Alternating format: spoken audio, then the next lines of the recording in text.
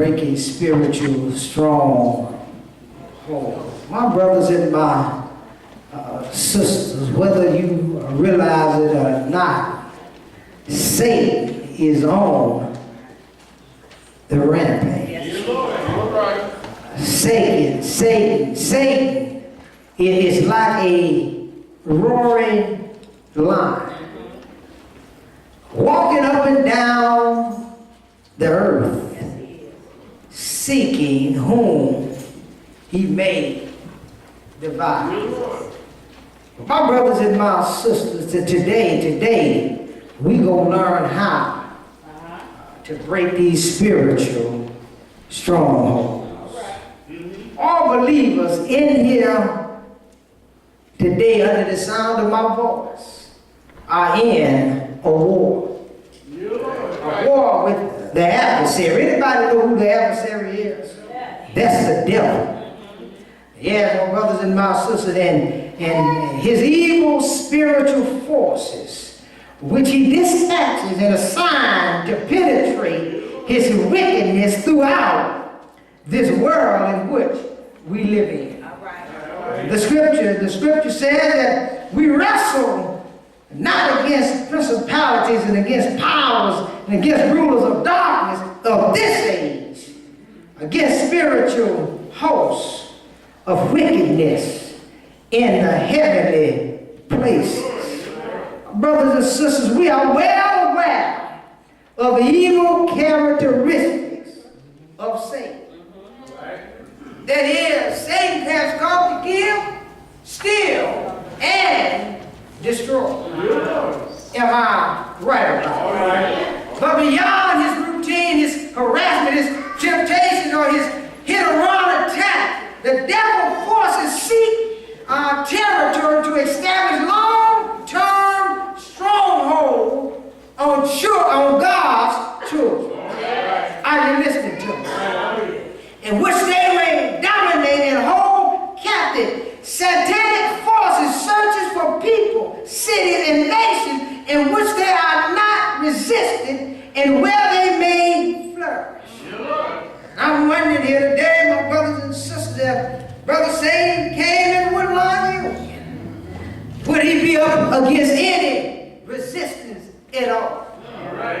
Would the folk just join in with him, or would Satan have a fight on his hands?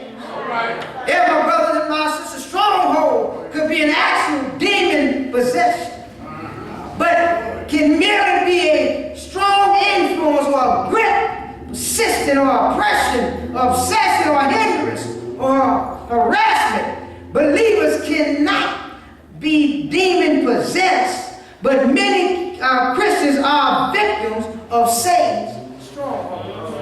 Are you listening to me? Yeah, my brothers and my sisters. So we're going to try to get to the root of this problem here today, here in Woodlawn. The devil's primary strategy is to disguise himself in his activity so that it appears that someone else or something else is to blame. And you know how Flip Wilson used to say, the devil made me do it. All right. I'm wondering when something is going wrong in your life, do you put the blame on somebody else? Are you going to be a child of God and stand and take the necessary punishment for yourself? All right. Are you going to say, I've done wrong and Lord, I'm sorry? Or are you going to put the blame on somebody else? Brother Pastor, it wasn't me. It was the old deacon, the old trustee. They started whispering in my ear, Brother Pastor. They made me act the way that I did. When are you going to stand up? When are you going to stand up for yourself and learn to be your own individual?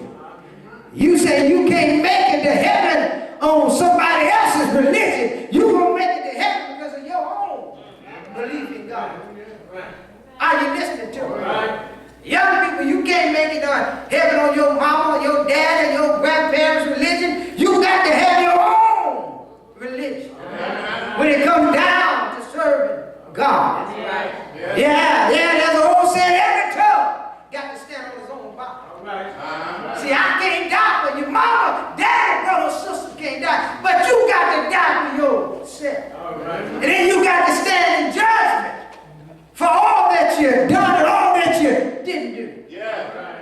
Are you listening to me? Yeah, he wants, Satan wants to get our attention on his surrogate and his instruments, his hindrance, and wrestle with them. Yeah. So that our battle will be directed against the symptoms instead of the real source. And that's what's wrong with a whole lot of us. We're wrestling with the symptoms. But we're not really wrestling with Satan himself. We've got to get down to the real nitty-gritty. We've got to wrestle against the one that's behind the scene, that's causing all the chaos, hell, and confusion. Are you listening to me? We all know that decongestants, liquid will relieve a stuffy nose, but it will not cure a common cold. Likewise, you can fight with the symptoms of the devil, but you will not end the problem until you deal with the source that will bind the strong. And that's our problem. We haven't been binding Satan and sending him back to the pits of hell where he really belongs. We allow Satan to come in our house. We allow Satan to get in our car and start riding. It ain't going to be long before he wants to start driving. Yeah, we allow Satan to come to church, sit down while the preacher's preaching, somebody whispering, speaking in your ear. You want to tell him, honey, hush! I'm trying to hear the word of God. That's the way Satan works. Don't you know Satan come to church and like everybody else? He put his Sunday go neat clothes on. Satan come sit next to you. You know, y'all could have sang that song a little better. You know, she done pretty good, but she was in the wrong key. That's the way Satan works. Satan will get in your ear while the word of God is going forth. And before long, you're going to start talking negatively like the other individual. Are you listening to me? Remember when Peter resisted Jesus' decision to return to Jerusalem, knowing that he would be crucified there. Jesus did not rebuke Peter, but he turned to Peter and rebuked Satan. Get thee behind me. Are you listening to me? Peter wasn't demon possessed and probably didn't intend to be an offense. However, the devil inspired Peter's statement, and Jesus went after the real source. You notice God didn't go after Peter, but he went after the real source.